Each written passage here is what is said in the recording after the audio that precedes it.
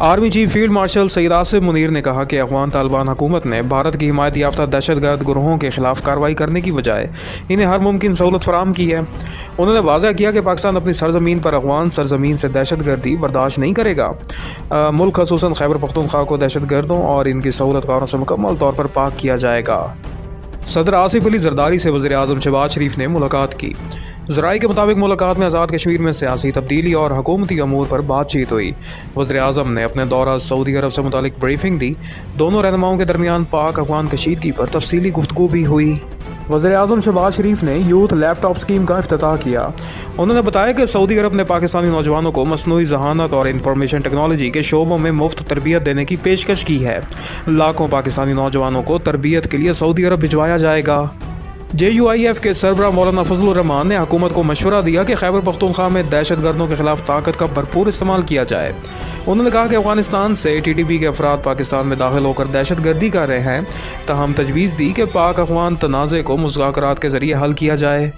वज़ीर मुमलिकत बराए कानून बैरिस्टर अकील मलिक ने कहा कि दहशतगर्दों के साथ कोई नरमी नहीं बरती जाएगी। अगर किसी ने मुहिम जोई की तो भरपूर जवाब दिया जाएगा। उन्होंने कहा कि अफगान तालिबान हुकूमत कानूनी हैसियत नहीं रखती। पाकिस्तान ने मुज़ाकरात को खुश असलूबी से आगे बढ़ाया, मगर अफगान तालिबान ने ताख़ीरी हरबे इस्तेमाल किए। वज़ीर आला सिंध मुराद अली शाह ने ऐलान किया कि कराची में ट्रैफिक कवानीन की खिलाफ वर्जी पर शहरी का पहला ई चलान माफ़ किया जाएगा। IG सिंध के साथ मुलाकात में उन्होंने कहा कि पहला जुर्माना सिर्फ वार्निंग के तौर पर लिया जाए। अब तक 35 सरकारी गाड़ियों को भी ई चलान किए जा चुके हैं। कराची में ट्रैफिक कवानीन की खिलाफ वर्जी पर अब तक 12,942 ई चलान किए गए। पहले दिन 2,622, दूसरे दिन 4,301 और तीसरे दिन 5,979 चलान हुए। शहर के मुख्तलिफ मकामात पर ओवर स्पीडिंग सिस्टम नस्ब है ताकि इंसानी मुदाखलत के बगैर खुदकार निज़ाम के तहत कवानीन पर अमल दरामद यकीनी बनाया जा सके। ई चलान सिस्टम के आगाज़ के साथ ही कराची में जाली चलान SMS भेजने का सिलसिला शुरू हो गया। ट्रैफिक पुलिस कराची ने वाज़ह किया कि फ़िलहाल मैसेज के ज़रिए चलान नहीं भेजे जा रहे। आवाम से अपील की गई कि वो गैर मुसद्दक़ा नंबरों से आने वाले पैगामात पर यकीन ना करें। कराची में ऑनलाइन टैक्सी ड्राइवर की जानिब से खातून मुसाफिर को हरासा करने के केस की समाअत 15 नवंबर तक मुलतवी कर दी गई। खातून ने कंपनी पर 1 करोड़ रुपए हर्जाने का दावा दायर किया। उनका कहना है कि अगस्त 2025 में बुक की गई सवारी के दौरान ड्राइवर ने मुजरिमाना रवैया अपनाया, जिस पर इन्हें अपनी हिफाजत के लिए चलती गाड़ी से छलांग लगाना पड़ी। वज़ीर दिफा ख्वाजा आसिफ और शेर अफजल मरवत की पार्लियामेंट की राहदारी में मुलाकात हुई। दोनों रहनुमाओं ने मुसाफिया किया और मुख्तसर बातचीत की। इस मौके पर ख्वाजा आसिफ ने कहा कि शेर अफजल मरवत जहाद कर रहे हैं, हमारी दुआएं इनके साथ हैं। उन्होंने मज़ीद कहा कि अगर किसी को मुसाफिया करने पर एतराज़ है तो वो करता रहे, हमें बुज़ुर्गों का एहतराम है।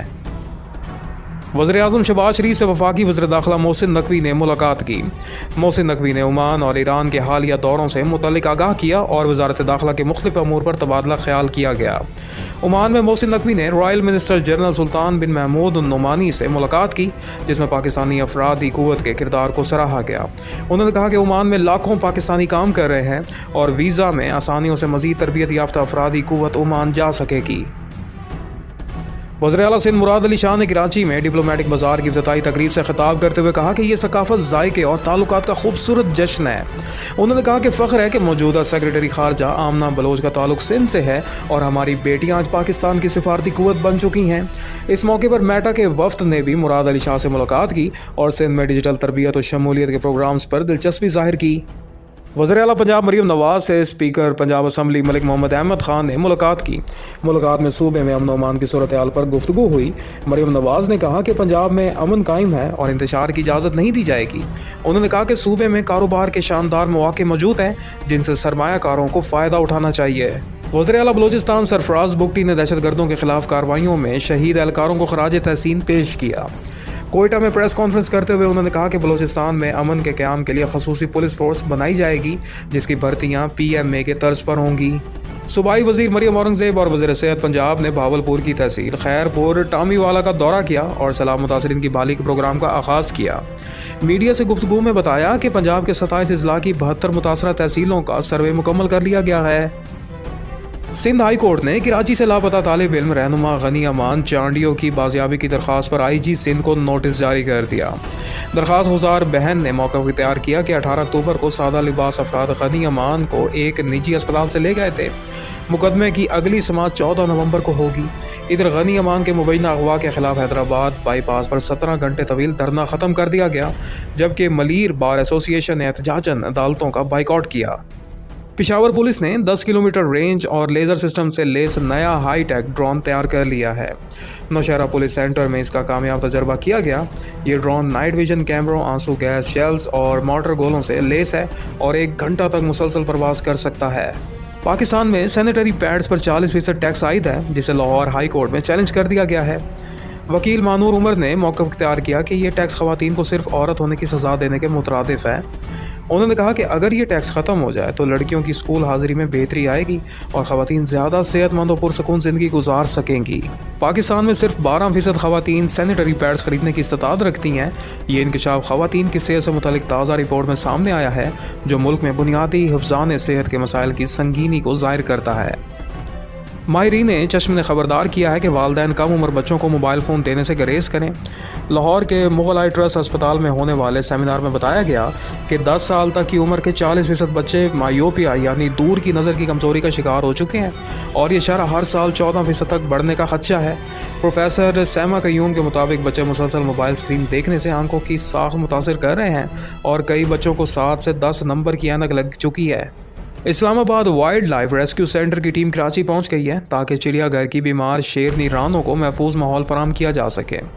माहिरीन ने रानों की बहाली के लिए तरबियत का अमल शुरू कर दिया है और आइंदा 4 रोज़ में इसे इस्लामाबाद मुंतकिल किया जाएगा। वेटिकन में कैथोलिक मसीहों के रूहानी पेशवा पॉप से चेयरमैन मरकज़ी रोयती हलाल कमेटी मौलाना अब्दुल कबीर आज़ाद ने मुलाकात की। मुलाकात में बैनुल मज़ाहिब हम आहंगी, मजहबी रवादारी और इंसानियत के एहतराम पर बातचीत हुई। पॉप ने जोर दिया कि दुनिया में मज़ाहिब के दरमियान मुकालमे को फ़रोग़ देना ज़रूरी है। मौलाना अब्दुल कबीर ने पॉप को दौरा पाकिस्तान की दावत भी दी। गवर्नर हाउस कराची में मेटा के वफ़द की आमद हुई, जहां गवर्नर सिंध कामरान टिसोरी ने वफ़द का इस्तकबाल किया। मेटा की नुमाइंदा तानिया मुख्तार ने मीडिया से गुफ्तगू में कहा कि मेटा उर्दू ज़बान को भी सपोर्ट करता है। गवर्नर सिंध ने कहा कि कराची 3 करोड़ आबादी का शहर है, लिहाजा मेटा को यहाँ और इस्लामाबाद में दफातर कायम करने चाहिए। गवर्नर हाउस लाहौर में तुर्की के कौमी दिन के मौके पर तकरीब मुनक्किद हुई।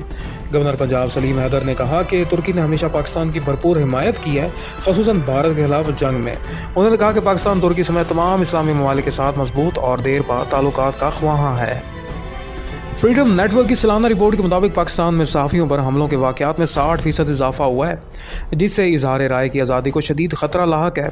नवंबर 2024 से सितंबर 2025 तक 142 वाक़यात रिपोर्ट हुए, जिनमें से ज़्यादातर पंजाब और इस्लामाबाद से थे। रिपोर्ट के मुताबिक हुकूमत के पहले साल के दौरान 36 मुकदमात दर्ज हुए, जिनमें 22 FIR साइबर क्राइम के तहत थीं।